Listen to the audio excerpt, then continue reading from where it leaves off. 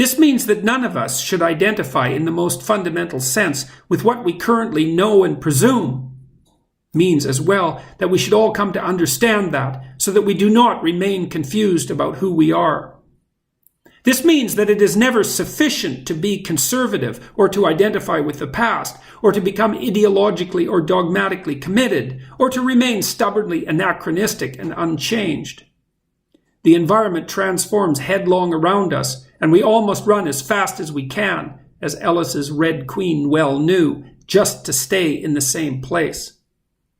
It is not sufficient either to abandon tradition and structure entirely in a headlong and irresponsible rush towards the anomalous and revolutionary.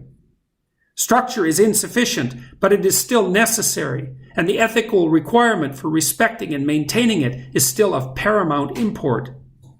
We each must as well similarly avoid falling prey to the temptation of identifying with the chaotic, depressing, anxiety-ridden, and nihilism-inducing state of affairs engendered by the terrible confrontation with the genuinely unknown. Even when thrust into the underworld by the dread events of our life, we must not characterize ourselves as permanent inhabitants of that dark and dread place, lest we lose hope, despair, and seek revenge. To progress psychologically, you must let go, sacrifice, time and again in the face of successive obstacles. You must abandon those things that, and often those people who, are impeding your progress, despite the fact that you may have held them very close to your heart. When you're wrong, when you've missed the mark, when you've sinned, because that is the meaning of sin, you must let the part of you that is wrong and aiming improperly die. Then you must allow the new spirit manifesting itself within to spring to life.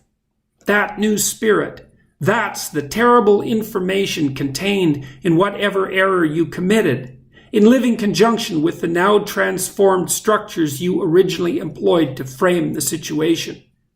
That new spirit, it's a manifestation as well, and in other words, of the potential within you that had not yet been called forth by the previous travails of your life.